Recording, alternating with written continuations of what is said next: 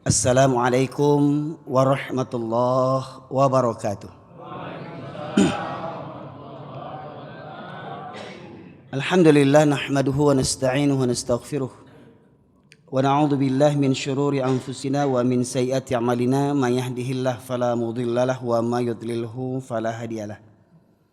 Asyhadu an la ilaha illallah wahdahu la syarikalah wa asyhadu anna Muhammadan abduhu wa rasuluhu alladzi la nabiyya ba'dah. Allahumma salli wa sallim ala nabiyyina Muhammad wa ala alihi wa sahbihi ajma'in. Qala Allah Ta'ala fil Qur'anil Karim, a'udzu billahi minasy syaithanir rajim. Ya ayyuhalladzina amanu taqullaha haqqa tuqatih wa la tamutunna illa wa antum muslimun. Amma ba'du, masyaallah muslimin, Bapak Ibu sekalian sidang jamaah yang dirahmati oleh Allah. Bersyukur kita kepada Allah Subhanahu wa taala karena sampai malam hari ini Allah masih melimpahkan berbagai nikmatnya kepada kita sekalian hingga kita bisa melaksanakan sholat berjamaah dan mengikuti majelis ilmu di tengah-tengah lingkungan kita, di tengah-tengah keluarga kita, sementara kita melihat saudara kita yang lain yang tertimpa musibah. Mereka saat ini dalam keadaan mencekam karena terus ada saja banjir bandang susulan yang membuat mereka trauma. Setiap turun hujan membuat saudara-saudara kita trauma di semua daerah yang terkena musibah, baik di Sumatera Barat, di Sumatera Utara maupun di Nanggro Aceh Darussalam. Untuk itu maka kita buktikan rasa syukur kita kepada Allah Subhanahu wa taala karena Allah masih memberikan peluang bagi kita untuk merasakan kenyamanan, keamanan, ketentraman dalam beribadah. Semoga nikmat ini tidak dicabut oleh Allah Subhanahu wa taala. Semoga nikmat ini senantiasa menyertai kita sampai akhir hayat kita dan kepada seluruh anak keturunan kita. Salawat dan salam kita aturkan kepada junjungan kita Nabi besar Muhammad sallallahu alaihi wasallam yang dengan utusnya beliau menjadi rahmat bagi seluruh sekalian alam. Bapak sekalian, sebenarnya saya mengadakan safari dakwah ke kota Pekanbaru ini sudah lebih 1,5 tahun yang lalu, ketika istri pertama saya masih ada dan sekarang yang saya bawa istri yang kedua. Jadi alhamdulillah istri saya sudah 2 Pak, tapi bukan batambuah, baru mengganti baru. Alun baga alun talok untuk batambuah leh, mengganti barunya. Dari bini pertama alhamdulillah dapat anak 6, bini kedua langsung dapat anak 2, ya. Jadi dari bini kedua kok alun diproses oleh anak yang berikutnya, sedang dalam perencanaan. Bapak sekalian, saya sendiri lahir dan besar di kota Medan, di jalan utama Kota Masum, kelurahan Kota Masum, 1 kilometer kurang lebih dari Masjid Raya Medan. Kemudian orang tua saya asli Pariaman, nagarinya Mangguang, kecamatannya Pariaman Utara, dari desa yang berseberangan. Ibu desa Ampalu bersuku Tanjung, ayah desa Tanjung Sabar bersuku Mandailiang. Kemudian setelah gempa 2009 saya hijrah pindah dari Medan ke Pariaman atas permintaan mama-mama di kampung untuk berdakwah di kampung karena melihat kondisi kampung yang memprihatinkan. Mohon maaf kalau sebagian bapak ibu melihat ceramah saya, banyak sebagian orang tersinggung. Baak Ustaz menyabui keburuan kampung awak, jojan buru-buruan kampung awak. Amo tak memburukkan kampung awak sebab kampung awak lah memanglah buruk. Memanglah buruk kampung awak Pak. Ya, saya besar lahir di Medan. Kalau di kota Medan tuh ada diskotik Pak Ibu sekalian. Ada diskotik, ada orang mabuk-mabuk, tapi itu dalam ruangan. Dalam ruangan, dan kondisi di Medan itu Islam dengan Kristen itu hampir sama banyak, 50-50, hampir sama banyak. Jadi kalau di Medan banyak diskotik, banyak orang mabuk, itu wajar. Karena imbang jumlah orang Islam dengan orang Kristen itu hampir bersamaan banyaknya. Tapi kalau di kampung saya, ini mohon maaf nih, jangan berang-berang jorong Pariaman kan boleh, kok dek sayang ambo kok, ya. Kadang komentar berang-berang tapi tidak sadar jole, ya. Sajak saya tinggal di kampung baru saya tahu orang patang mukih di kampung ambo borken sampai malaki subuah. Ya ndak papaknya orang Supariaman. Jangan berang sana ambo di Pariaman itu nyatonya. Ya. Bahkan saya baru tahu orang Patang Mukui sampai tengah malam tuh mabuk-mabuk berserakan botol-botol minuman keras. Pertanyaannya di mana keberadaan nenek mama alim ulama cedek pandai bunuh kanduang? Ya. Kalau falsafah ndak tangguang, bantu memang lidah ndak betulang falsafah tuh. Rancak sebenarnya rancak, prakteknya bah. Ya. Nah, kemudian mohon maaf Bapak Ibu sekalian, saya lahir besar di Medan. Ya, banyak orang Batak Karo, Batak Toba, Batak Dairi, Batak Simalungun, ya. Nggak pernah bocah orang Batak Kristen tuh bergonceng-gonceng juanjang sauto, juanjang sore-sore keluar, juanjang pagi-pagi keluar, juanjang. Kok sampai di Pekanbaru nampak juga orang membawa anjing leh. Coba tanya Pak, yang membawa anjing tuh orang mana tuh Pak? Orang Jawa atau orang Minang atau orang Batak? Orang Pariaman. Bato Pak, batembak mana lah suara Pariaman kok.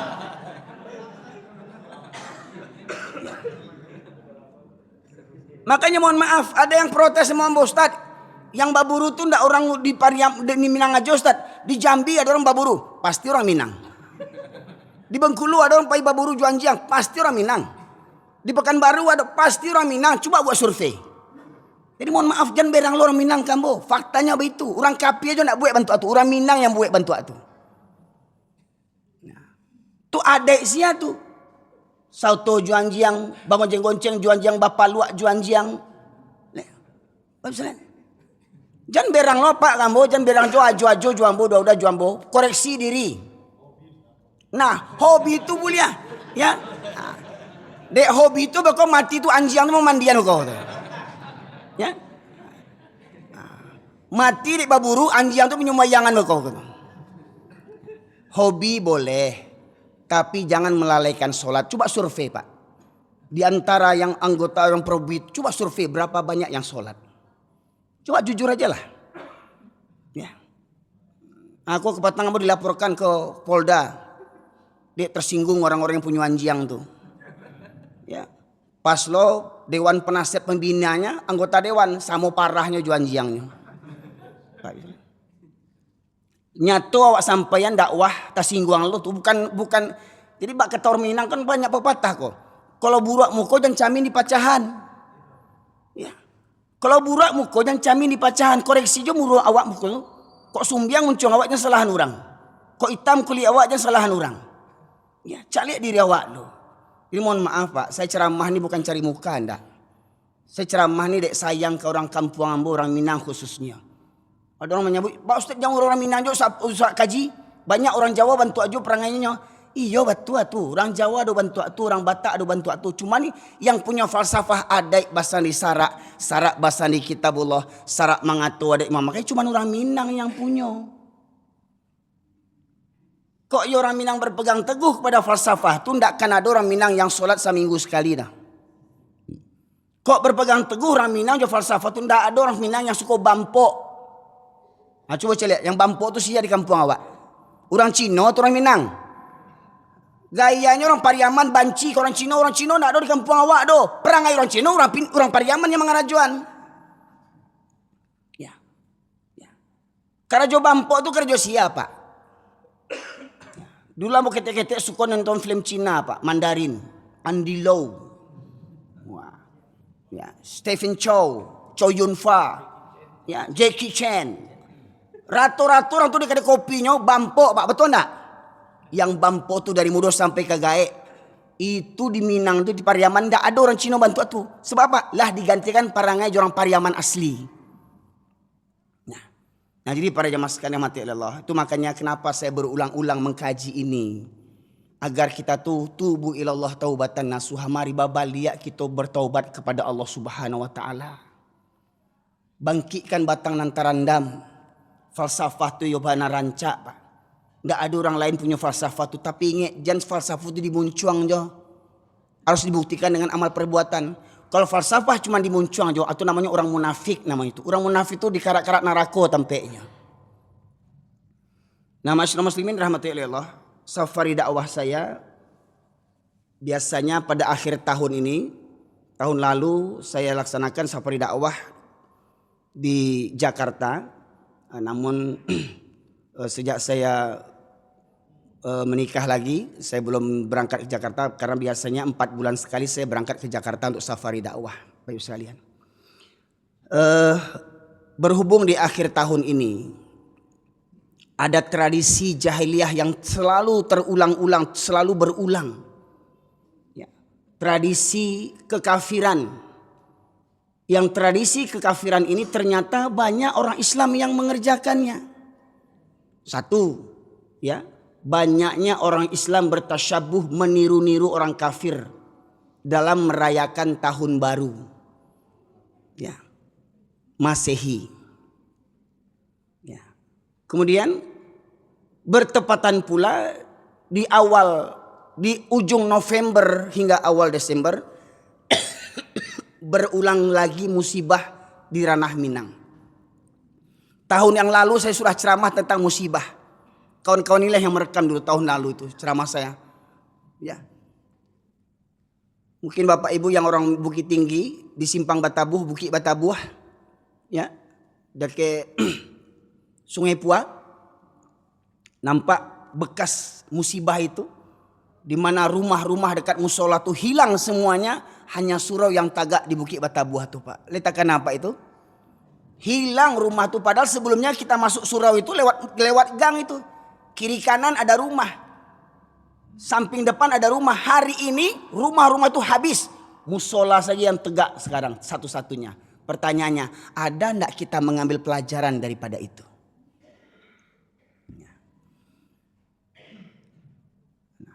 Kemudian hari ini kita ditimpa musibah, longsor, banjir, galodoh lah namanya. Gempa bumi juga terjadi beberapa hari ini. Gunung Merapi di Jawa, Gunung Merapi di Minangkabau juga sedang erupsi. Bahkan juga banjir di Jawa. Kemudian musibah apa lagi? Musibah kemaksiatan.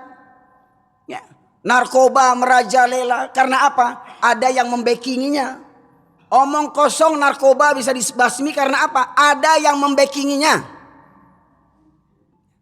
Pelacuran. Minuman keras, ini ulang-ulang saya sampaikan nih, mumpung saya di Pekanbaru, ya. Kalau setelah ini saya di blacklist di Pekanbaru, terserahlah.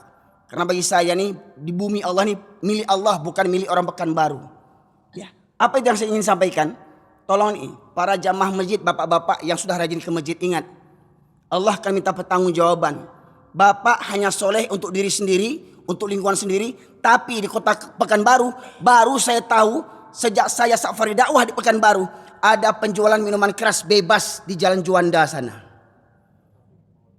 Betul Pak? Dekat rumah siapa tuh Pak? Di samping rumah Bapak Wali Kota. Pertanyaannya, le punya mato Pak Wali itu? Ada mato juga. Mohon maaf kok Pak Wali, ambo bukan ingin menyindir Pak Wali, ambo mengingat Pak Wali. Pak Wali disumpah dengan Al-Quran untuk menjaga amanah Allah Subhanahu wa Ta'ala. Dan tugas pemimpin memberantas kemaksiatan, amar ma'ruf, nahi mungkar. Dake rumah dinas menjual arak, berkali-kali ganti wali kota, tidak ada yang bisa memberantasnya.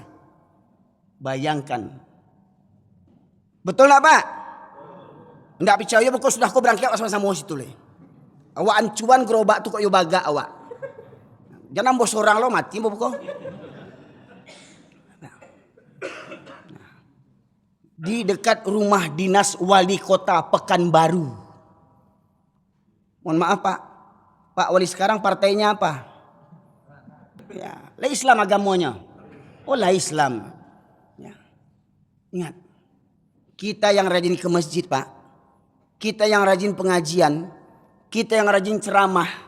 Kalau ceramah banyak jamaah yang menonton, tetapi kemaksiatan tidak bisa kita berantas, tidak berguna dakwah kita ini Pak. Karena ketika maksiat merajalela, musibah bencana akan Allah timpakan merata bagi seluruh penduduk negeri yang tidak melakukan amar ma'ruf nahi mungkar. Nah ini amanah saya sampaikan kepada Bapak Ibu sekalian orang Pekanbaru, terutama para ulamanya, ya, Majelis Ulama Indonesia. Pertanyaannya, MUI-nya masih punya mantu enggak MUI di Pekanbaru kok? MUI di Pekanbaru.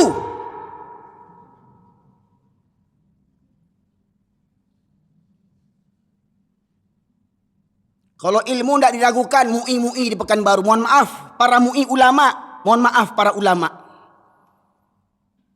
Hancurnya sebuah negeri yang pertama karena rusaknya masyarakat berawal daripada rusaknya pemimpin.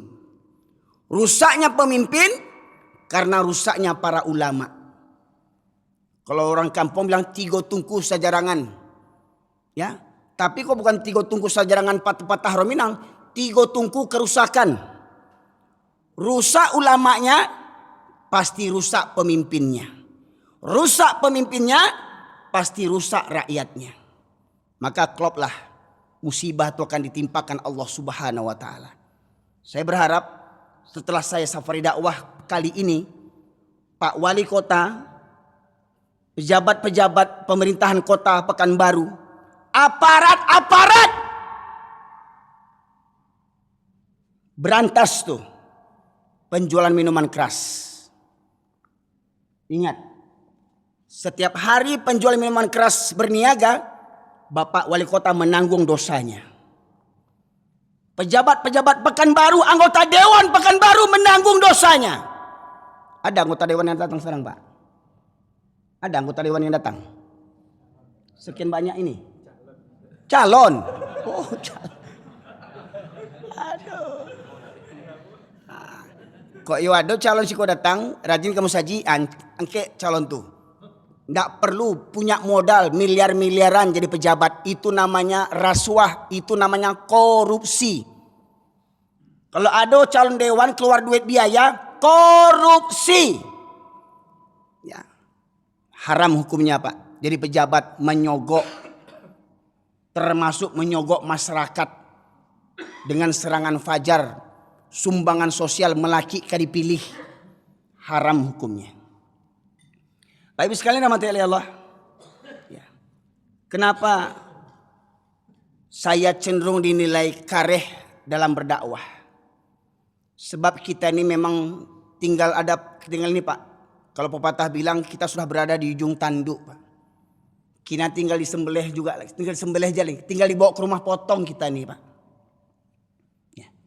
Karena dalam sebuah riwayat, saya sampaikan awal kajian ini dari satu hadis Rasulullah Sallallahu Alaihi Wasallam, ya, yang diriwayatkan dari Thauban radhiyallahu anhu, ya, bahwasanya Rasulullah SAW bersabda, "Yushiku an tada alaikum kama tada al akalatu ila qas'atiha."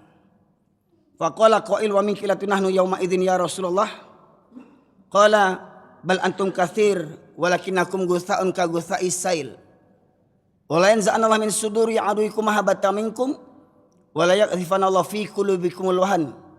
Faqala qail wa mal wahan ya Rasulullah hubbud dunya wa karahiyatul maut.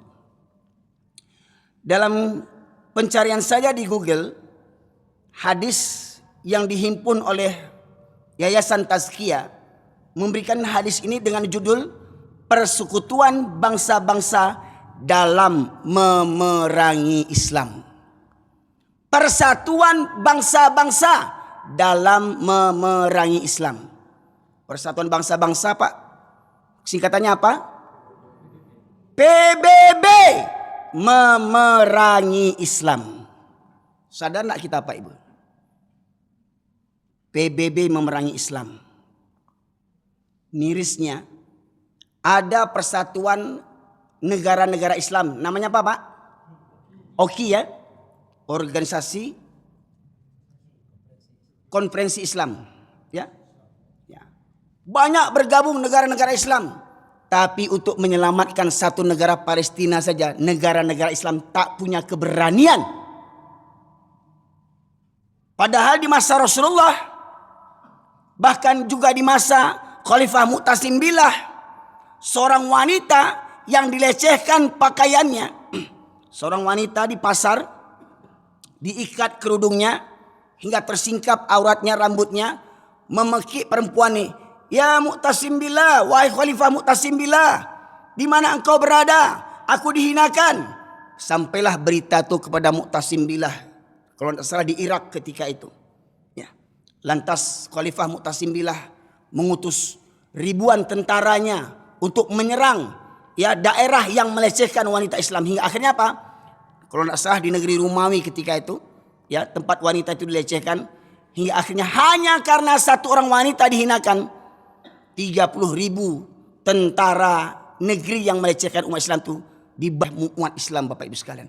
Satu wanita yang terlecehkan pakaiannya. Hari ini berapa banyak umat Islam yang ternoda, berapa banyak umat Islam yang dilecehkan, bahkan Al-Quran dilecehkan. Pernah lihat Pak? Bahkan dosa jauh-jauh Pak, di tanah datar, kalau tidak salah setahun yang lalu, ya, seorang pemuda yang KTP-nya Islam membawa Al-Quran ke kamar mandi, ditaruh di lantai Qurannya, dia kencingi Quran itu, Pak Ibu sekalian. Quran dia kencingi. Ya. Pernah Bapak Ibu lihat banyak orang melecehkan Quran? Diambil Quran, dikuyak Quran, dibawa ke WC untuk ceboknya. Pernah dengar Nabi dihinakan? Pak Ibu sekalian. Tetapi tidak ada pembelaan terhadap umat Islam, Pak Ibu sekalian. Agama kita dilecehkan. Umat Islam yang banyak ini tak berani membela kehormatan umat Islam. Itulah yang kata Rasulullah tadi. Yang artinya akan datang suatu zaman nanti di mana kalian umat Islam akan diperebutkan seperti mana orang-orang lapar memperebutkan makanan. Umpama ini makanan Pak Ibu sekalian. Nih, umpama makanan ini diletakkan di depan orang banyak yang lapar, maka mereka akan berebutan, satu ngambil sana, satu ambil sini, satu ambil situ, ya akhirnya makannya hancur berserakan makanan ini Pak Ibu sekalian. Beginilah nanti nasib umat Islam Pak Ibu sekalian. Umat Islam jumlahnya banyak, tetapi pecah belah. Sama-sama yang jenggotan saja bisa nggak salaman sama-sama jenggotan. Bayangkan, yang satu punya jenggot, yang satu juga punya jenggot. Yang satu pakai jubah, yang satu juga pakai jubah. Yang satu celananya cingkrang gantung, yang satu juga gantung. Yang satu pakai sorban, yang satu pakai peci biasa. Ketika yang satu mengucap salam, Assalamualaikum, yang satu ngilat. Oh, ini bukan kawan awak nih. Waalaikumsalam. Jawab, Waalaikumsalam. Tapi kalau jumpa sama kawannya, Assalamualaikum, Masya Allah. Oh, Masya Allah. Begitu kondisi umat Islam hari ini Pak. Sama-sama jenggotan, sama-sama berkedok sunnah, tapi menganggap saudaranya sesama Islam seperti musuh bebuyutan. Pak Ibu sekalian. Ups. Masuk uang. Transfer masuk.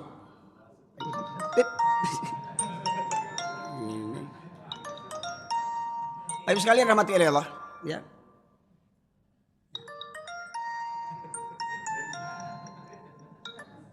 Rewel pula di rupanya. Pak Ibu. Jadi kalau orang menilai ceramah saya keras, kenapa? Karena selama ini kita terlena, terbuai dengan jumlah kita yang banyak. Jumlah kita banyak, kuantitas banyak, tapi tak punya kualitas. Baru hari Minggu ini saya buat safari dakwah. Langsung orang Kristen mengambil pemotong ceramah saya. Ada lihat Pak Ibu sekalian? Pernah tahu nggak? Orang Kristen mengambil ceramah saya. Ya. Yang korupsi di negeri ini agamanya apa kebanyakan? Muslim. Agen narkoba kebanyakan apa agamanya? Pak, kemarin kejadian enggak di Padang? Ingat Pak? Pak guru kan? Sama siapa? Sama muridnya yang sudah dewasa. Di mana ngerjakannya? Toilet masjid. Pak guru dengan muridnya lah sama-sama kawin babini, lah sama-sama punya anak, kurang joleh. Di kamar mandi masjid, bayangkan. Jadi saya bukan ingin membuka aib Pak. Beginilah parahnya kita hari ini. Mengajak kita semua sadar Pak. Iblis itu tidak pernah berhenti untuk menyesatkan awak. Oh jangan kira kalau mentang-mentang ustadz Nggak ada setannya. Janggut panjang, jumbah, gantuang jidat hitam. Kalau ustaznya hafal 30 juz, setannya 35 juz hafalnya.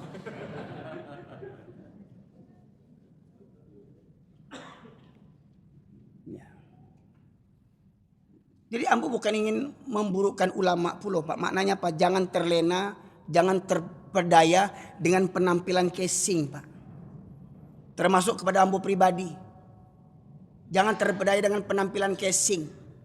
Lihat bagaimana kehidupan kita sehari-hari. Nah, baru gemuruh angin lah cameh awak Pak. Baru bergemuruh angin itulah cameh awak. Lihat orang tuh longsor gunung longsor baa perasaan orang tuh Pak. Ya, ini. Allah akan menguji kita Pak. Allah akan menguji kita. Benar tidak sholat yang kita kerjakan selama ini? Sholat yang benar itu bukan yang nampaknya khusyuk. Allah.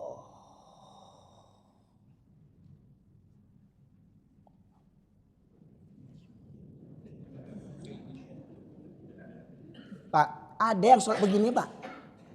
Tetangga saya di Medan dulu begitu. Kok saya waktu itu saya masih kecil, kalau saya tempeleng ini bapak-bapak pula ini. Ya, kalau sebaya saya tempeleng itu. Betul Pak, wallahi tidak ngada-ngada saya. Bukan itu yang masuk ke khusyukan Pak. Salat yang benar itu innas salata tanha anil fahsya'i wal munkar. Semoga kita mohon perlindungan kepada Allah. Angin yang kencang ini tidak memberikan musibah kepada kita. Karena memang Pak, kalau kita ambil pelajaran zaman nabi-nabi terdahulu dengan berbagai macam Allah binasakan. Allah binasakan dengan air. Coba bayangkan Nabi Nuh diperintahkan Allah membuat perahu di gunung, di bukit. Nabi Nuh buat perahu di bukit. Akhir cek kaumnya, yo tele si Nuh kemah. Stresnya ini ada orang menangah kajinya. Membuat kapal di bukitnya, yo pajak ko tele kemah kalau bahasa awaknya Pak. Lah jaleh tinggal di bukit, tinggal di Malala, buat kapalnya kok tinggal di Pasipiaman, ya Pantai Gonoria, wajar buat perahu, dah kayak lawi. Iko buat kapal di gunung di bukitnya. Tapi bagi Allah apa yang tak mungkin Pak? Kapal yang dibuat di bukit akhirnya bisa berlayar Pak. Maknanya apa? Maknanya bukit itu dibenam oleh Allah Subhanahu wa taala. Apa yang tak mungkin bagi Allah? Kurang lebih sepekan sebelum kejadian musibah di Sumatera Barat, Kota Padang membuat simulasi penanggulangan bencana. Diumumkan di seluruh Kota Padang, terutama orang-orang yang tepi laut, akan diadakan simulasi penanggulangan bencana untuk menanggulangi apabila tsunami terjadi. Nanti apabila dibunyikan sirene tsunami, maka seluruh rakyat, seluruh penduduk, ya, termasuk anak yang diam sekolah, diarahkan bagaimana mengungsinya, kemana larinya. Ya Pak, itu dilaksanakan simulasi penanggulangan bencana.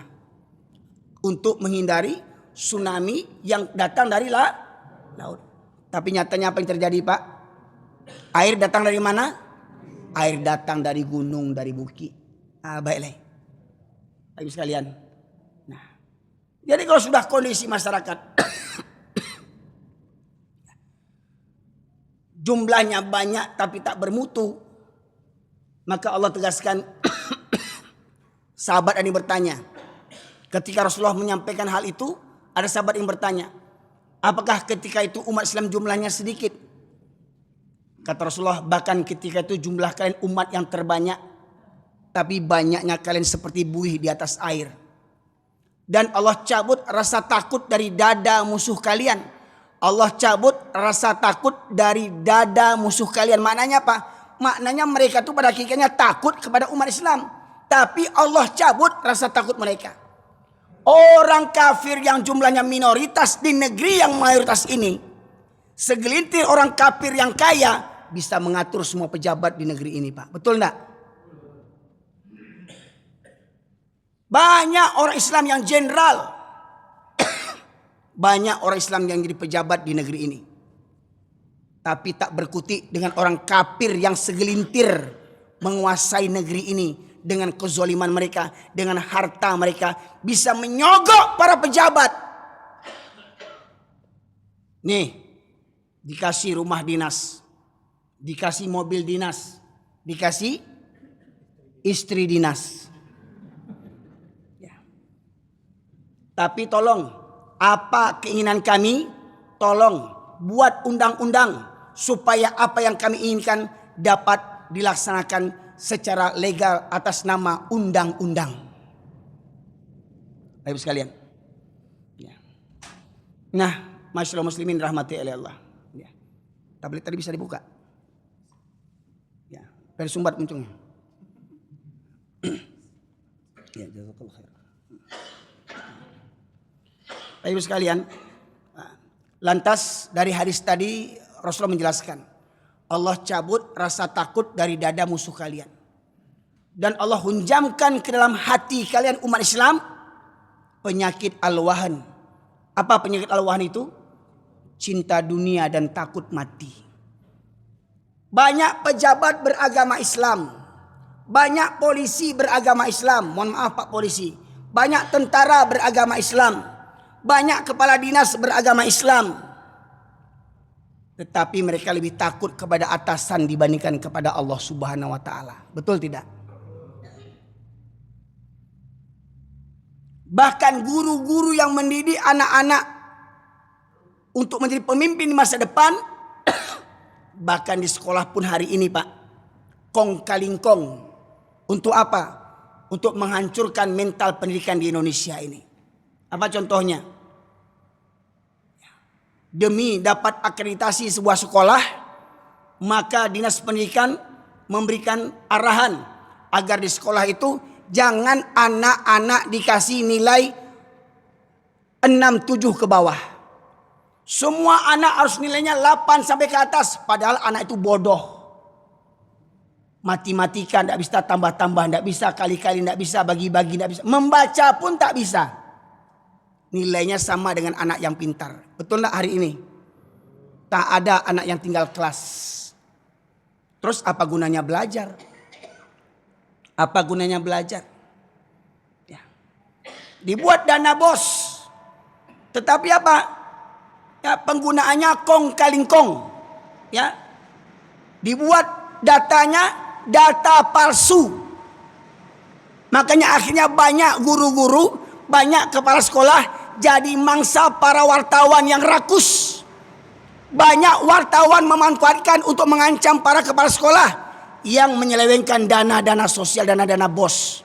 Hingga akhirnya apa? Agar tidak terungkap, wartawan disumbek munculnya jo pitih. Wartawan sama kurang ajarnya Pak Ibu sekalian.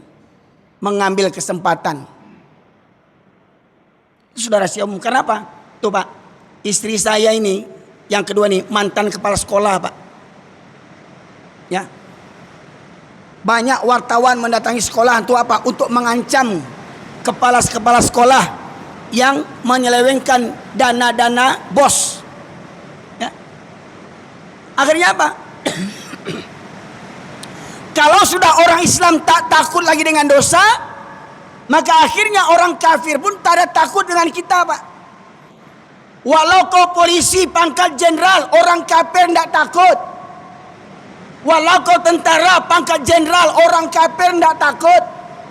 Walau kau jadi presiden, walau kau jadi menteri, orang kafir tidak takut. Kenapa? Karena para pejabat menderita penyakit al-wahan, cinta dunia dan takut mati, menghalalkan segala cara demi pangkat dan jabatan. Kalau saya tidak kerjakan perintah atasan, nanti saya kena mutasi. Kalau saya tak kerjakan, nanti saya kena pecat. Kalau saya kena pecat, nanti anak bini makan apa? Betul tak Pak Ibu? Banyak orang-orang pejabat-pejabat hari ini tak bertuhankan kepada Allah lagi, tapi mereka bertuhankan kepada pemimpin atasan mereka. Begitu pula hari ini. Kalau hari ini kita berbicara tentang Isra dan Mi'raj, ternyata hari ini banyak orang Islam yang masih sholatnya seminggu sekali. Walau mungkin di komplek ini alhamdulillah yang hadir pada malam hari ini ramai jamaahnya, tapi pasti tak sebanding dengan jumlah warganya. Betul enggak Pak? Tadi berapa RW tadi Pak? 3 RW. Berapa RT itu? 11 RT. Saya yakin kalau hadir semua tidak muat masjid ini Pak. Betul enggak? Ternyata masih ada orang yang rumahnya bertetangga dengan masjid, bersebelahan dengan masjid, hadap-hadapan dengan masjid, tak sanggup berangkat ke masjid. Ke kantor sanggup, macet jalan di Panam sanggup berangkat ke kantor, ke masjid tak sanggup. Jam kerja hujan tetap berangkat, tidak ada mobil, pakai mantel naik Honda. Ada mobil terabas jalan banjir. Ke kantor, ke pasar, mencari pitih. Keluar lagunya, gunung kan ku daki, lautan ku seberangi, surau aku lewati. Talok pai ke pasar, talok pai ke kantua, tapi tidak talok pai ke musaji. Islam 7 keturunan. Ya. Maka tidak heran apa kata Allah. Fawailul lil musallin. Neraka wil bagi orang-orang yang solat. Lah solat neraka wil untuknya. Alladzina hum an salatihim sahun. Yang mereka lalai daripada solatnya. Kadang solat, kadang tidak. Ini survei lagi Pak Ibu sekalian, survei ini. Berapa banyak pengantin yang meninggalkan sholat waktu pesta pernikahan? Betul nggak Pak? Mana banyak yang sholat dibandingkan yang tidak para pengantin itu? Mana yang banyak sholat dibandingkan yang tidak para pengantin tuh? Padahal dia anak Pak Haji, anak Bu Haji. Pesta biaya pernikahan 20 juta, 100 juta, 200 juta. Tetapi pengantin tak sholat, neraka. Satu hari satu keluarga dibawa pengantin ke neraka. Kenapa? Tidak ada amar ma'ruf nahi mungkar di tempat pesta itu. Ayah ibunya haji hajah. Tiap tahun pergi haji, tiap bulan pergi umroh. Kaulaan. Ya. Tapi anak baralek nak solat nak diingean. Mati mengame anak daro di pelaminan. Tidak ada yang mengingean. Sibuk buat foto sadanya.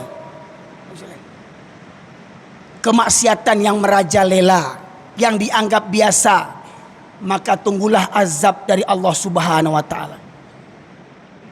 Surat Al-A'raf ayat 96 Allah berfirman, A'udzubillahi minasyaitonirrajim. Walau anna ahlal qura amanu wattaqau lafatahna 'alaihim barakati minas sama'i wal ard walakin kadzdzabu fa'akhadnahum bima kanu yaksibun. Kalau sekiranya penduduk negeri-negeri ini beriman dan bertakwa kepada Allah, maka akan kami bukakan pintu berkah dari langit dan bumi, kata Allah. Tetapi penduduk negeri ini menustakan ayat-ayatku, maka kusiksa mereka, kuhancurkan negeri mereka karena ulah perbuatan mereka sendiri.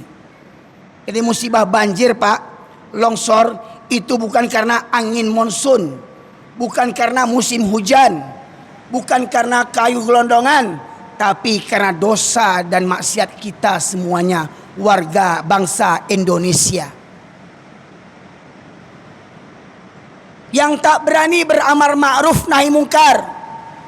Banyak ulama tak berani mengingatkan penguasa yang zalim. Penguasanya zalim. Banyak ulama tak berani mengingatkan penguasa yang zalim. Bahkan menjilat kepada penguasa yang zalim.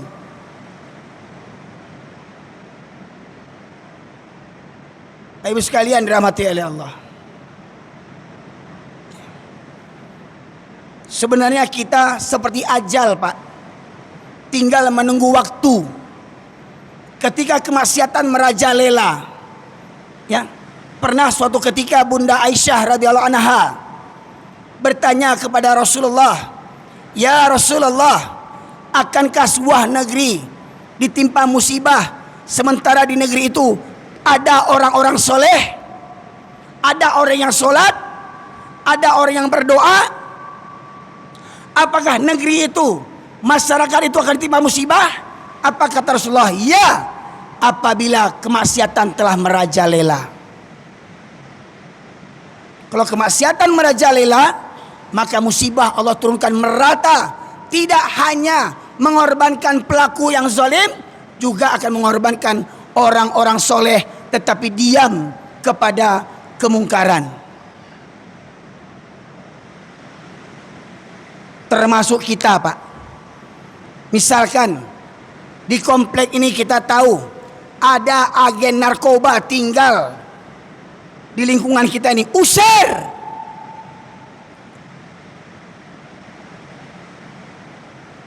Mohon maaf, Pak. Dulu di Minang saya dengar orang nikah sasuku diusir dari kampung. Maka nih saya suku Tanjung, lahir di Medan. Ketemu jodoh perempuan suku Tanjung di Pekanbaru. Saya orang Tanjung Sabar di Pariaman, dia orang Lubu Alung misalkan. Sama-sama satu suku. Dalam adat orang Minangkabau tidak boleh nikah sasuku. Itu adat Minangkabau. Tapi kalau dalam Islam boleh enggak? Pertanyaannya, kita pakai Islam atau pakai adat? Itu satu. Kalaulah memang dianggap salah nikah sasuku, dulu kabarnya orang yang nikah sasuku diusir dari kampung, betul Pak? Pertanyaannya, mana lebih besar, dosa meninggalkan sholat dengan dosa nikah sasuku? Mana lebih besar, Pak, dosanya? Dosa meninggalkan sholat dengan dosa nikah sesuku, mana lebih besar dosanya? Lebih besar dosa yang meninggalkan sholat. Kok dapet orang yang tidak sholat di kampung awak diusir dari kampung? Kok ada Sumando tidak sholat, usir dari kampung? Kok ada Sidi galah Sidi sholat indak bangpok karajo, usir dari kampung Sidi itu? Kok ambo galambo Sidi kok, Pak? Akunya bos sabit Sidi, jangan tersinggung orang lain. Kok ada Sidi galah Sayyidi solat bila takana, usir dari kampung, biang bala. Jadi apabila jumlah orang yang solat tak sebanding dengan orang yang tidak solat, maka orang yang solat ini pun nanti akan mendapatkan musibah dari Allah Subhanahu wa taala. Masyaallah muslimin dirahmati oleh Allah. Maka di penghujung tahun ini sebenarnya itulah kita pun sudah menjadi korban konspirasi, Pak. Kita lebih hafal tahun Masehi dibandingkan tahun Hijriah. Coba jujur. Tahu enggak kita? Kita lahir tahun berapa Hijriah, Pak? Ada yang tahu? Ada yang tahu, Pak? Coba bayangkan. Kita ngaku Islam, betul enggak? Coba siapa di antara bapak yang tahu kita lahir tanggal berapa, bulan berapa Hijriah, tahun berapa Hijriah? Enggak tahu, Pak? Saya pun enggak tahu. Tapi Pak, hari ini ada kemudahan, bisa kita cek, Pak. Ada kemudahan. Apabila kita cocokkan tanggal kelahiran kita, bulan kelahiran kita, tahun Masehi kita lahir, bisa dicek tahun berapa Hijriah kita lahirnya. Ada enggak, Pak? Silakan dicek. Dan kalau ketemu, simpan itu. Simpan itu. Tanggal berapa Hijriah, bulan berapa Hijriah, tahun berapa Hijriah, tanggal lahir kita. Namun akhirnya gini, bagaimana? Kita berpatok kepada tanggalnya orang kafir. Jadi Bapak Ibu sekalian dirahmati oleh Allah, kehinaan kita ini karena apa? Karena kita mengabaikan ajaran Islam. Karena kita lebih cinta dunia dan takut mati. Tadi hadis Rasulullah menyebutkan, Allah cabut rasa takut dari dada musuh kalian. Pernah terungkap perkataan tokoh Yahudi bernama Goldamir. Apa katanya? Kita tidak perlu takut kepada umat Islam, selagi masjidnya umat Islam di waktu subuh tidak seramai seperti waktu sholat Jumat. Jadi ukuran kekuatan umat Islam dalam sebuah negeri, dalam sebuah lingkungan, ukuran umat Islam imannya kuat atau tidak, lihat dari jamaah sholat subuh. Maka Buya Hamka pun memberitahukan, kalau ingin melihat orang Islam, lihat waktu sholat hari raya. Banyak orang sholat hari raya ke lapangan, ke musaji. Yang pampok sholat, agen narkoba sholat, koruptor sholat, yang makan uang haji sholat, yang pai ke gereja Natalan, ya, yang pai Natalan ke Vatikan sholat, bahkan nyo jadi imam. Tahu ndak orangnya Pak? Imam masjid besar di Indonesia pergi ke Vatikan memperingati Natalan dan jadi pejabat di negeri Konoha. Bayangan Pak. Ya. Maka kata Buya Hamka,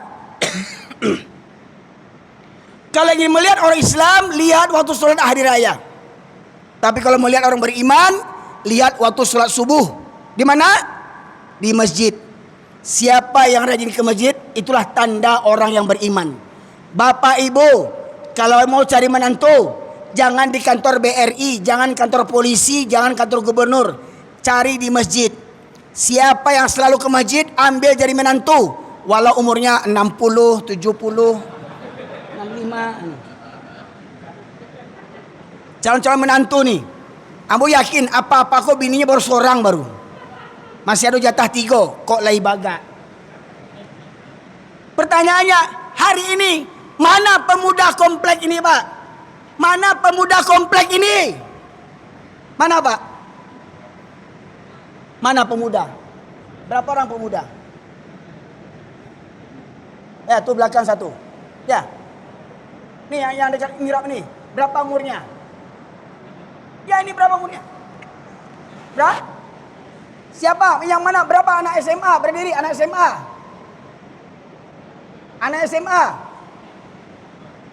Sekomplek ini 3 RW Pak. 3 RW cuman 1 pemuda. Ini pemuda langka Pak, tolong dilestarikan, jangan sampai punah. Ya. Ini pemuda langka nih. Tolong dilestarikan, jangan sampai punah. 3 RW cuma 1 yang bertahan. SMP ya? Yang SMA mana? SMA? SMP. Mana yang SMA? Berdiri. 1. Bayangkan Pak, cuma 1 anak SMA. Coba 1 2 kemari. 1 2 kemari.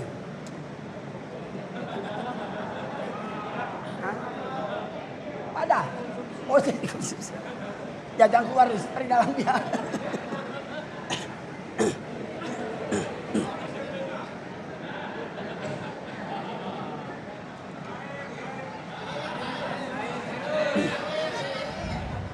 Bisa tolong belikan aqua? Ya nih. Ya, untuk DP aja, untuk DP. Syukur 2 orang, kalau 10 habis duit saya.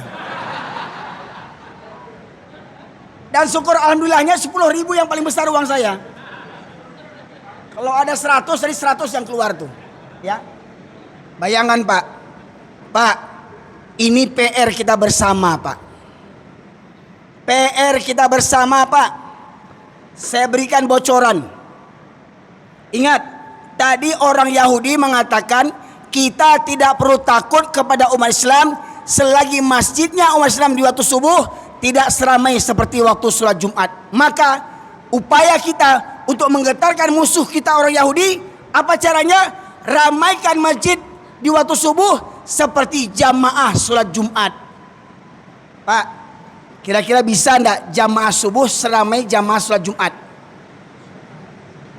Hah? Wallahualam.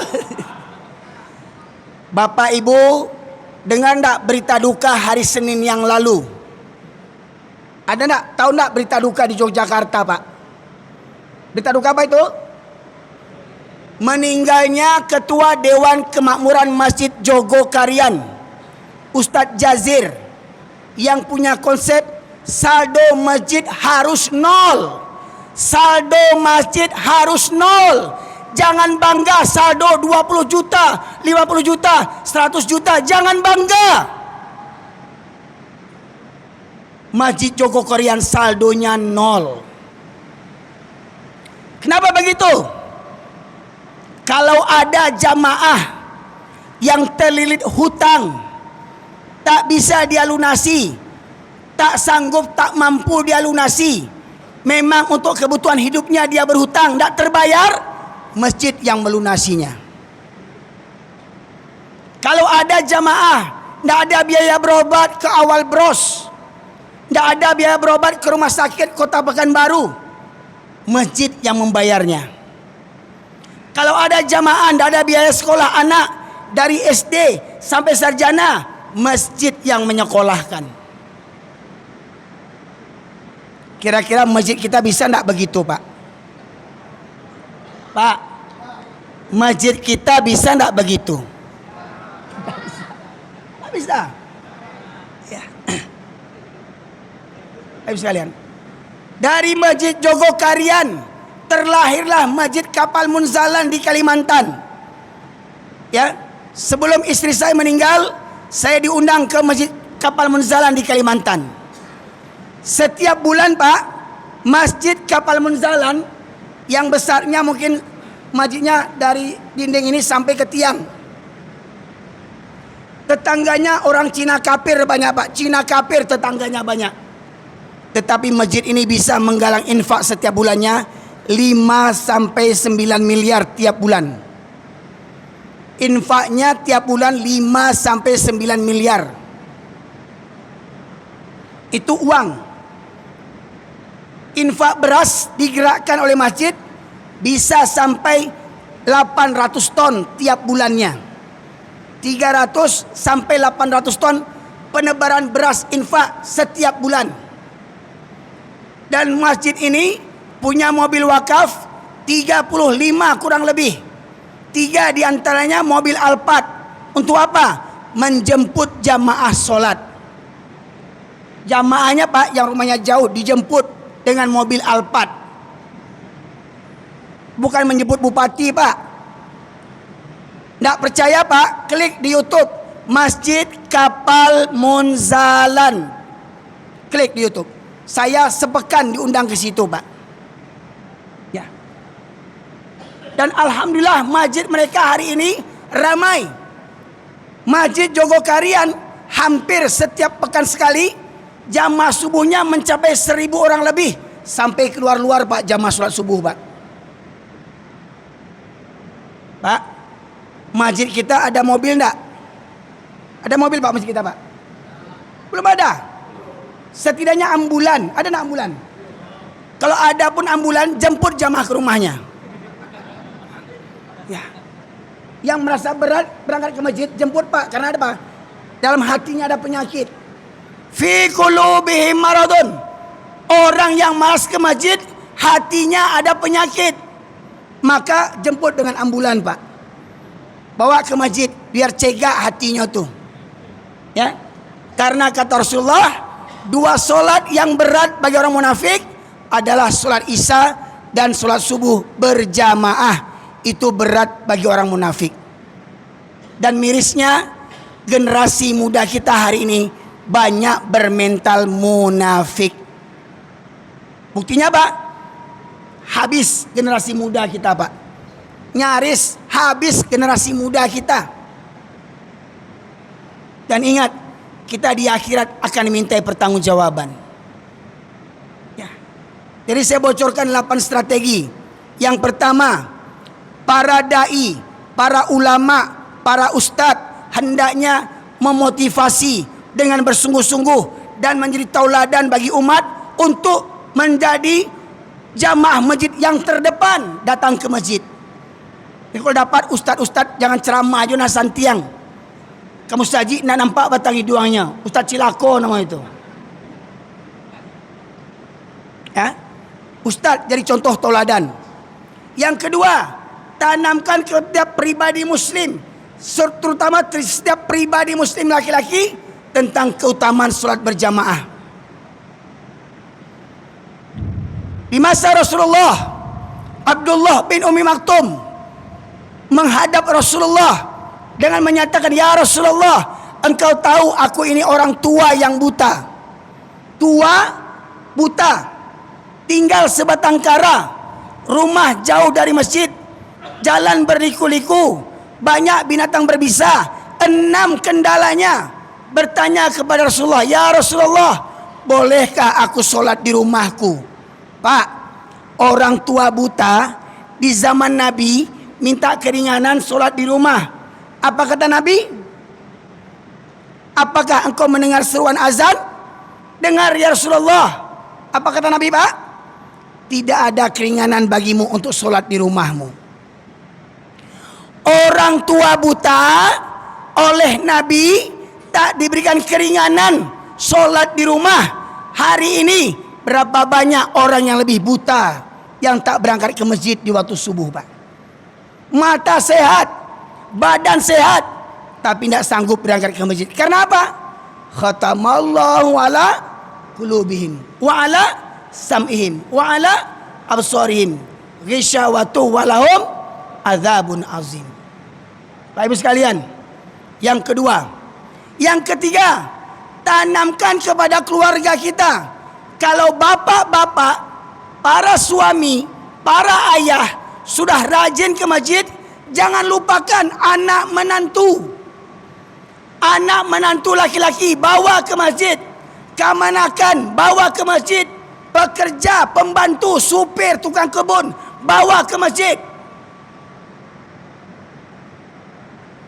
Kata Rasulullah, kullukum ra'in wa kullukum mas'ulin an ra'iyatih. Setiap kamu adalah pemimpin dan setiap pemimpin akan dimintai pertanggungjawabannya.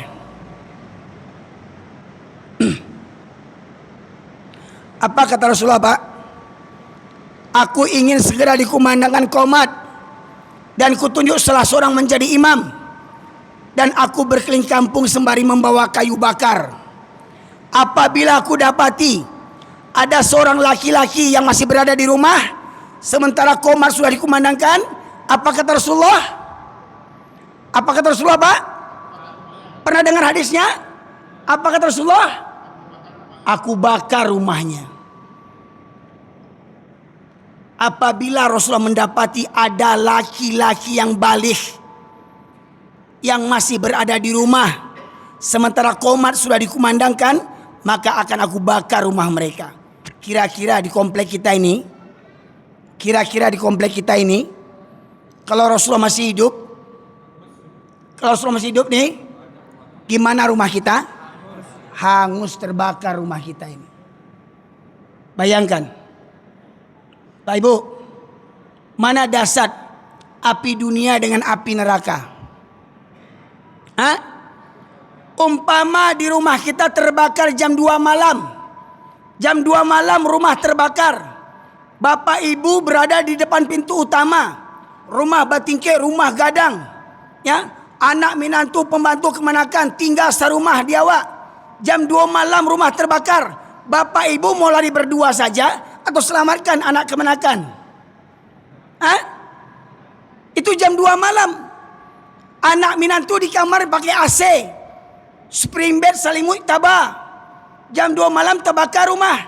Baca roman jagoannya. Ketuk pintu. Sultan, Sidi, rumah terbakar Sidi. Nah, itu penjagoannya, Pak. Rumah terbakar begitu membangunkan menantu. Nak, bangun nak, rumah terbakar nak. Nah, itu penjagoannya. Bang menjagoannya. Hei, rumah terbakar. Supaya terkajui, terperanjak orang-orang lalok tu. Nah, didongkak pintu. Tak terbuka pintu. Minta tolong orang kamu. Tolong anak ambo tak ruang. Itu, Pak. Datang orang kampung didongkak. Tuah. Kironyo anaknya. Kau lalok kah? Kau selimutnya kah? Hah? Bas selimut tabahnya di asyik. Bah menjagoannya. Sidi, rumah terbakar Sidi. Oh Sidi, dek sagan kami nantu we. Sidi rumah tabaka. Hah? Itu menjagoannya. Hah? Bah menjagoannya. Sedai. Degang sekali supaya jagonya. Kini bah di rumah kita ada nak laki-laki. Masih ada nak laki-laki di rumah awak kini kau? Subuh besok lihat masih ada nak anak laki-laki yang di rumah kita? Masih ada nak menantu kita? Sementara ayah ibunya rajin ke masjid, anaknya dibiarkan tidur dan sholat di rumah. Orang tuanya kan diseret ke neraka oleh anak-anaknya. Nandak selama seorang aja. Orang tua durako namanya itu. Orang tua ndak amanah. Dan ingat, amanah itu, anak itu amanah dari Allah Subhanahu wa taala. Bapak sekalian rahmati Allah. Yang ketiga, tanamkan kepada keluarga tentang keutamaan salat berjamaah. Yang keempat, dari lingkungan aku, Pak RW, Pak RT. Alhamdulillah setahun yang lalu saya di perumahan Sidomulyo, Sidomulyo seberang sana Pak. Ya. Itu kami mengadakan mabit, malam bina iman dan takwa. Anak pelajar, anak sekolah, pemuda, remaja, kita bawa tidur di masjid malam minggu. Malam minggu pemuda kita bawa ke masjid. Kita ajarkan tahsin dan tajwid. Kita ajak nonton film Islami. Kita ajak solat tahajud. Kita ajak subuh berjamaah. Kita kasih sarapan gratis. Kita ajak keliling kampung, keliling RT RW, Pak Ibu sekalian. Rame pelajar tuh Pak. Pertanyaannya, di RW kita ini pernah dibuat begitu enggak di masjid kita ini? Pak, apa yang banyak orang Pinang kok, terutama apa-apa jua-jua ambo kok, ya. Konon katanya dulu orang Minang laki-laki lalu di surau, yo Pak. Yo Pak. Itu dulu. Kini Pak, ada yang lalu surau lain. Kadang ditulis di masjid, dilarang tidur di masjid. Oh, aman. Ya. Dilarang tidur di masjid, sekarang ini diusir oleh masjid sampai di Sibolga mati orang, betul Pak? Di Sibolga kemarin anak yatim numpang istirahat di masjid mati meninggal. Bayangkan betapa bejatnya mereka itu, coba bayangkan. Di masjid orang, ya Allah Rabbi. Yang membunuh pula bukan orang kafir, orang Islam. Kadang yang tak sholat pula lagi itu. Kadang Pak yang cerita-cerita, musik kita begini. Biasanya para preman yang tak sholat itu. Oh ustadznya kareh bana, ganti ustadznya. Ya. Itu karena apa? Karena biasanya yang geranjingan itu orang yang tak sholat biasa kebanyakan itu Pak. Yang sibuk ngurus-ngurus masjid ini. Nampak batang hidungnya enggak, ini lupa kamu ngurus musajid kadang. Ya, ini. Bapak Ibu sekalian. Itu. Ya. Jadi lingkungan buat kesepakatan. Seminggu sekali kita buat mabit. Ajak remaja, ajak pemuda tidur di masjid. Yang kedua apa tadi tuh? Yang kelima, pengurus masjid harus berinovasi. Ingat Pak, Ustadz almarhum Jazir, setelah dia diangkat pertama kali menjadi ketua Dewan Kemakmuran Masjid, semua kunci masjid dia campakkan. Masjid tak boleh dikunci. Buka 24 jam. Karena masjid milik Allah, bukan milik pengurus. Masjid milik umat, bukan milik pewakaf. Siapa saja boleh masuk ke rumah Allah ini Pak Ibu sekalian. Kenapa? Waktu membangun kita minta sumbangan umat, tetapi setelah masjid selesai kita usir orang dari masjid.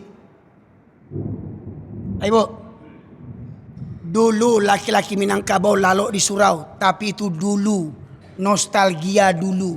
Kini tidak ada yang lalu di surau. Kenapa? Karena musaji semakin rancak, semakin kayo. Biasanya orang semakin kayo semakin penceke. Kenapa? Biasa orang kalau rumah rancak batu istana semakin kiki, semakin panceke, pancameh, takwi kumuah, takwi ilang. Dia apa? Dek bakhil. Itu masjid sana Pak, enggak masjid sini. Saya cerita masjid sana. Ya. Masjid sini kata Pak Ketua tadi elok-elok, ya. Dana Ramadan lah selesai, sebelum Ramadan lah selesai itu. Ya, itu Pak. Masjid yang di sana. Ya. Konsep Masjid Jogokarian, konsepnya 3M. Apa tuh Pak? Masjid makan, makan, makan. Jamaah dia makan sehari 3 kali Pak. Ya. Cari lihat di YouTube Pak, Masjid Sejuta Pemuda di Sukabumi. Masjid Pemuda di Surabaya. Masjid Ismu Yahya di Pontianak. Masjid Kapal Munzalan di Pontianak.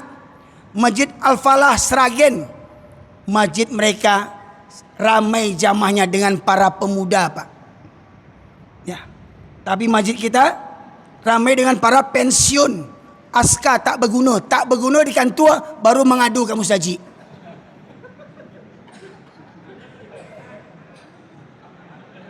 Lah kena stroke baru ke surau. Di situ Pak, ndak di siko. Ya. Ya. Dulu waktu menjabat ndak tanggung sombongnya. Pak kita pengajian, oh saya rapat. Sombongnya, aku pitih 1 juta, ndak tahu diuntung. Pitih di panggaannya.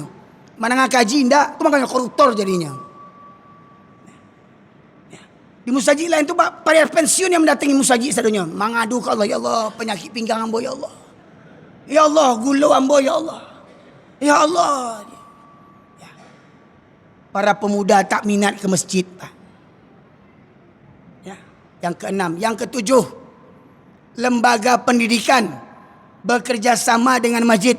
Buat apa? Buat ekstrakurikuler. Apa itu? Malam bina iman dan takwa. Anak sekolah kelas 6 SD, SMP, SMA bawa program malam minggu weekend tidur di masjid. Dibimbing oleh para ustadz. Nah insya Allah kami ini malam ini ya kita di musola tawaduk di Rumbai apa tuh? Jalan Sembilang, Rumbai Limbanang apa? Ya malam ini mereka mengadakan mabit supaya apa? Supaya remaja-remaja tak ramai-ramai merayakan malam tahun baru. Ramai ini jalan semua nih Pak. Orang kafir yang pesta, orang Islam yang meramaikannya. Coba bayangkan.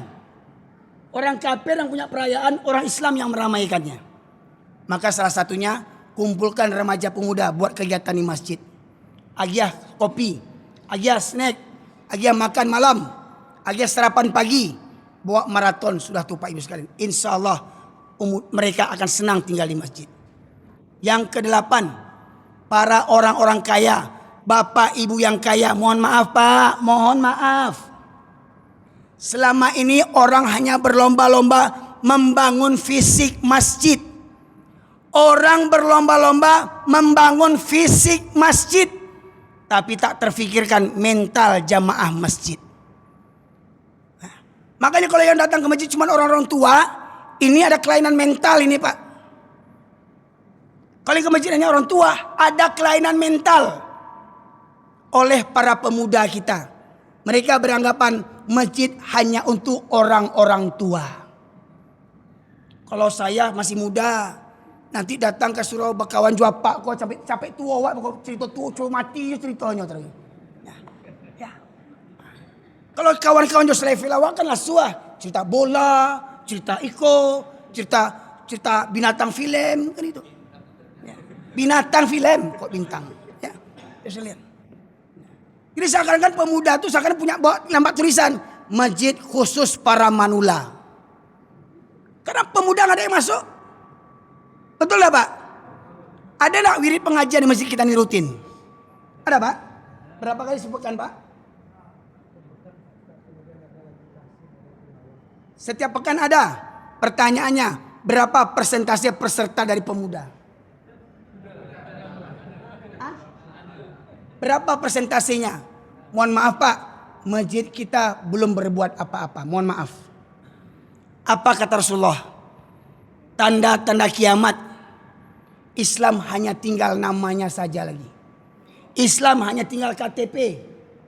Quran hanya untuk dibaca tulisannya saja tadi. Tapi tak diamalkan. Masjid banyak, masjid ramai, masjid megah. Tapi kosong dari hidayah. Mohon maaf. Banyak pengurus takut mengundang Ustadz Kareh. beko kan ditegur sama pemerintah, dak dapat bantuan paripurna, mental pengemis, dak berani mengundang ustadz yang kareh, kau dapat mengundang ustadz yang disenangi oleh penguasa. Jamaah, oh jamaah, alhamdulillah.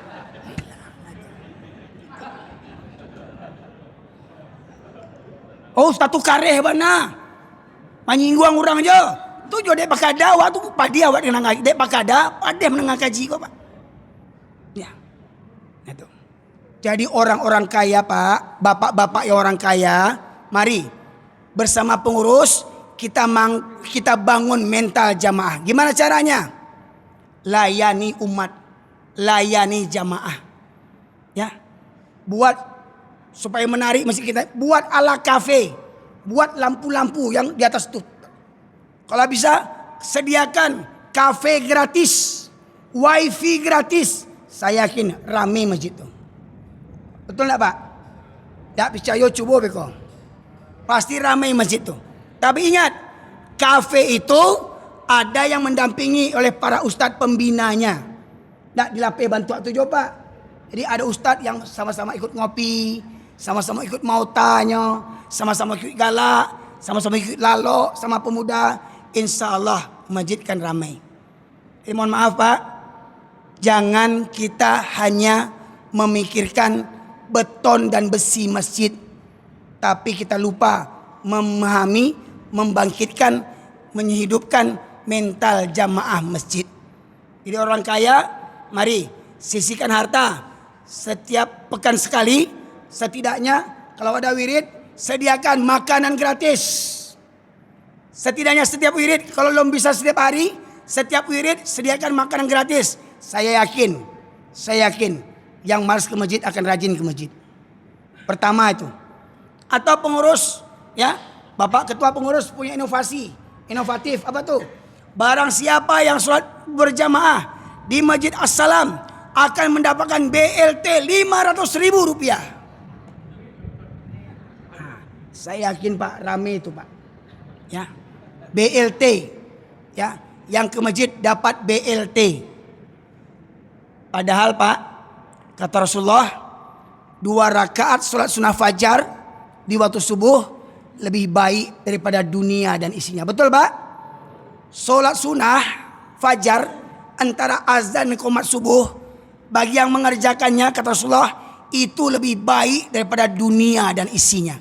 Pertanyaannya, berapa orang yang berebut-rebut mengerjakannya Pak? Banyak orang sibuk cari duit, banyak orang sibuk cari pangkat, tapi tak berminat. Ingat, duit, pangkat, harta dunia akan kita tinggalkan di dunia ini. Dan ingat, hidup kita selamanya adalah di akhirat, dan bekal menuju akhirat adalah iman dan takwa. Semoga akhirnya dengan 8 kajian materi ini, ya, upaya untuk meramaikan masjid supaya lebih ramai seperti jamaah sholat subuh, semoga bertahap kita bisa kembangkan.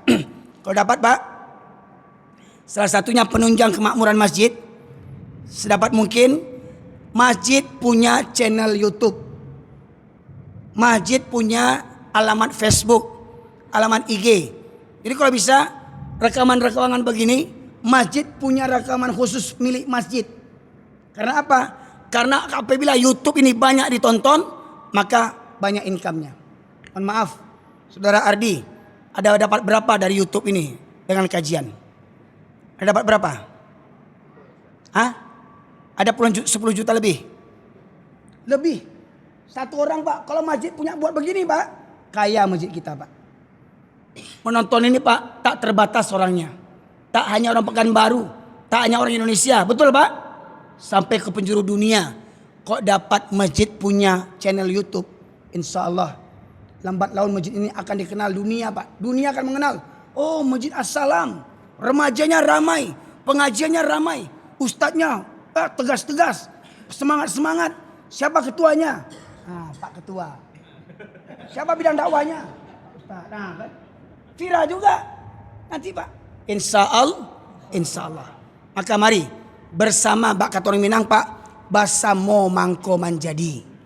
Bersama pengurus, kita dukung pengurus, kita support pengurus agar bersama kita makmurkan masjid ini.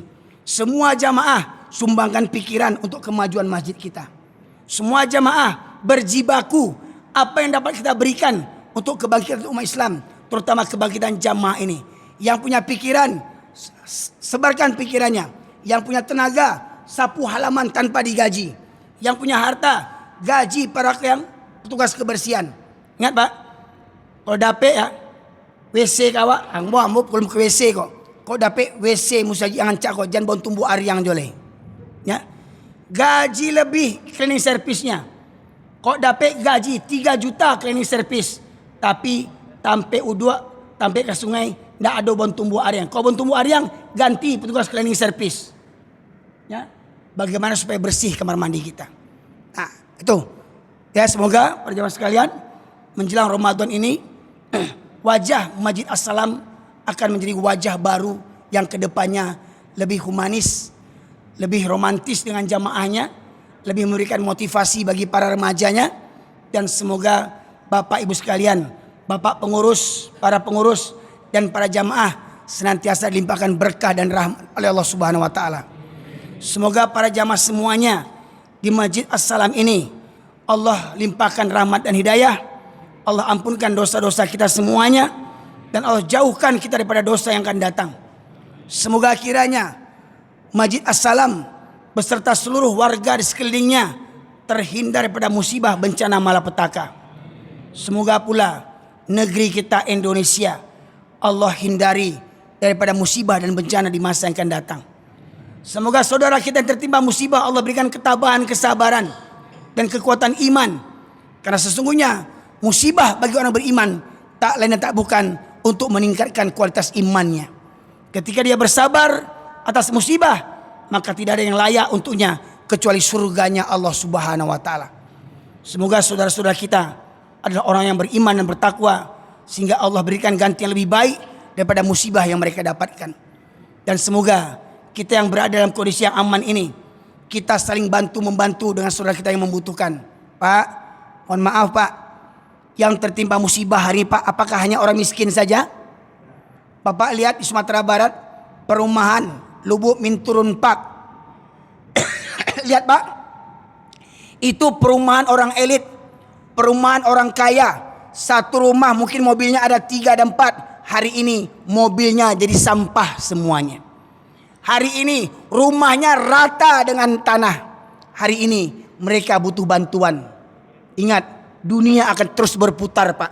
Kadang kita di atas, kadang kita di bawah. Hari ini mereka tertimpa musibah, siapa tahu ke depan kita pula yang dapat musibah. Hari ini kita membantu mereka, siapa tahu besok kita pula yang butuh bantuan. Itulah kita manusia, tidak ada yang sempurna. Maka semoga Allah ampunkan dosa kita semua, dan semoga kalau Allah ingin mencabut nyawa kita, semoga Allah cabut nyawa kita dengan husnul khatimah. Dan semoga kita istiqomah sampai akhir hayat kita. Dan semoga pula Allah anugerahkan kepada kita anak keturunan yang soleh dan solehah, rumah tangga yang sakinah, mawaddah, warahmah, hingga satu keluarga kita di dunia, satu keluarga pula kita di surganya Allah Subhanahu wa taala. Demikian saja Bapak sekalian yang dapat saya sampaikan pada kesempatan kali ini. Semoga Allah meridhoi apa yang kita lakukan, dan semoga tahun depan lebih baik daripada tahun ini. Dan semoga Allah kumpulkan kita di Masjid As-Salam. Semoga pula kita reuni di surganya Allah Subhanahu wa taala. Subhanakallahumma bihamdika asyhadu an la ilaha illa anta astaghfiruka wa atubu ilaik. Alhamdulillahirabbil alamin. Assalamualaikum warahmatullahi wabarakatuh.